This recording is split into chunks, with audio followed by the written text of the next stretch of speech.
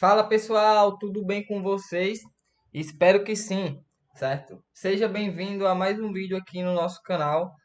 Me chamo Lucas Lucena, eu sou monitor de cálculo 1 aqui da Universidade Federal do Rio Grande do Norte. Hoje vamos ver o assunto de função, né? Precisamente a parte de domínio, como determinar um domínio de uma função e também o que é um domínio, caso vocês ainda não saibam, certo?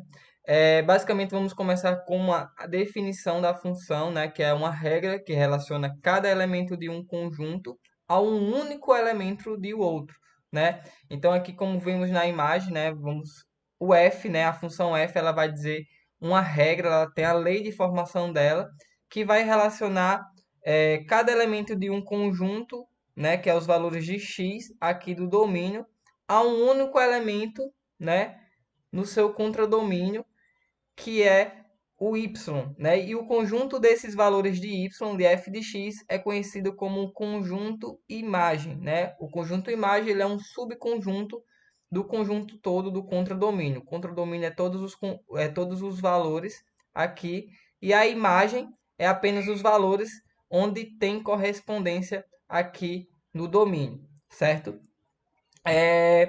Para a gente entender como a gente definir o domínio, né, que é os valores de x para a qual essa função ela está definida, né, ela existe, né, o valor lá de f de x, né, a gente tem que entender quais são as restrições no conjunto dos números reais, certo?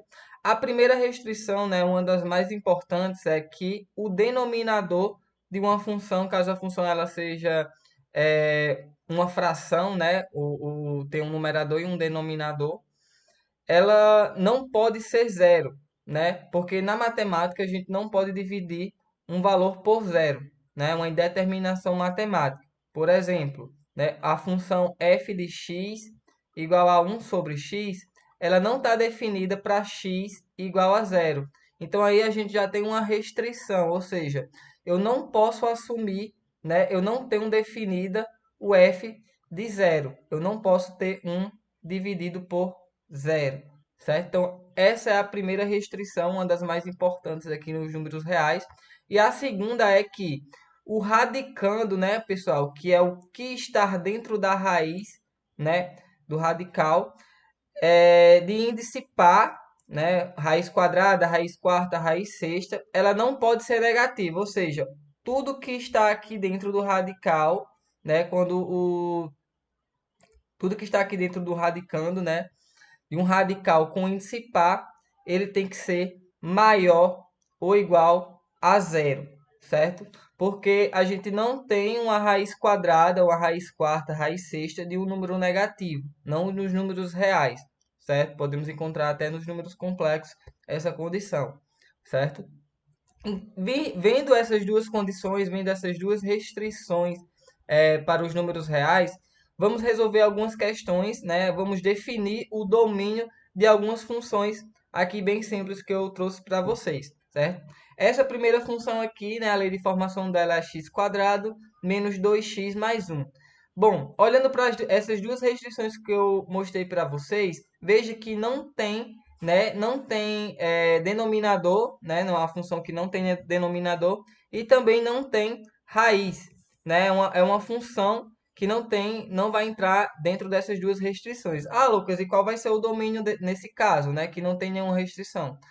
A maioria das funções elas não vai ter, né, não vão ter restrições. E quando isso não acontece, a gente diz que o domínio, né, o domínio dessa função f, ela vai ser simplesmente todo o conjunto dos números reais, né? Podemos basicamente dizer que ela pode assumir, os valores de x podem assumir qualquer valor real, certo? Não tem nenhuma restrição.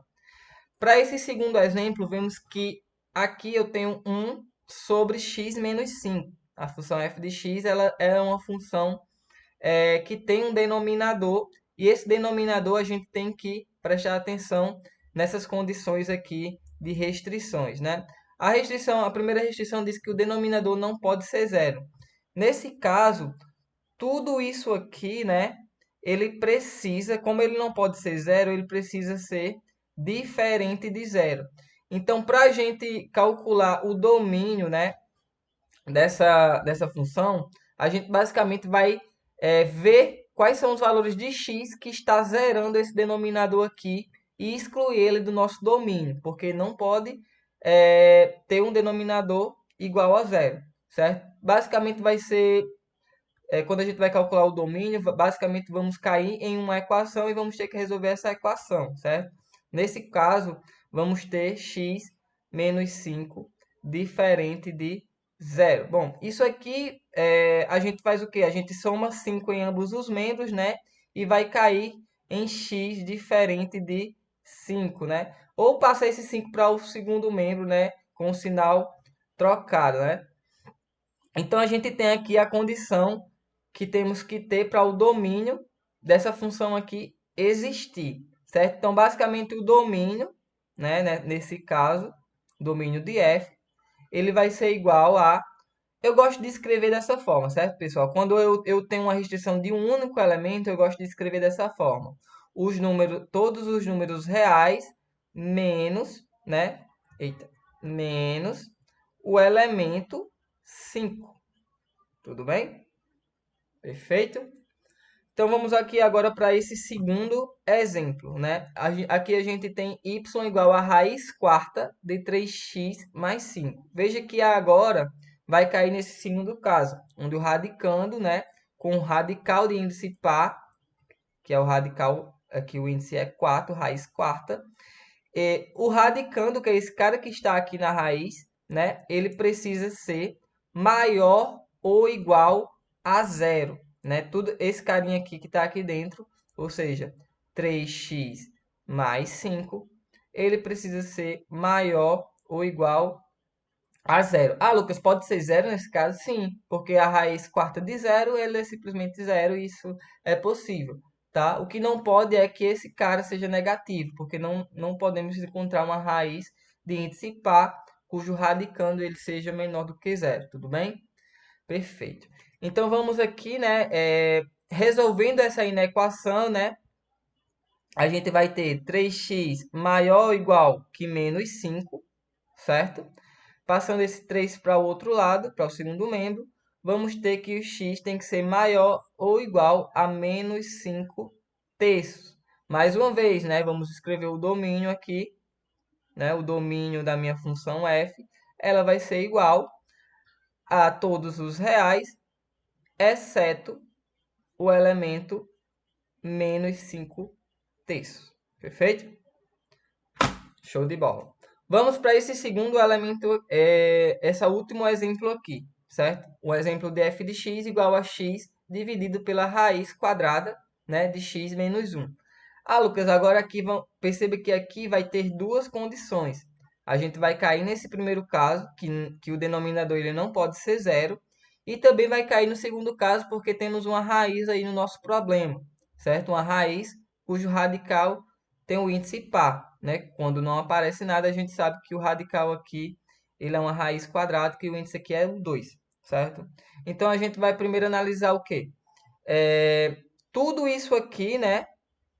Ele precisa ser diferente de zero, né? Ou seja, a gente tem o item 1 aqui, que a raiz de x menos 1 tem que ser diferente de zero.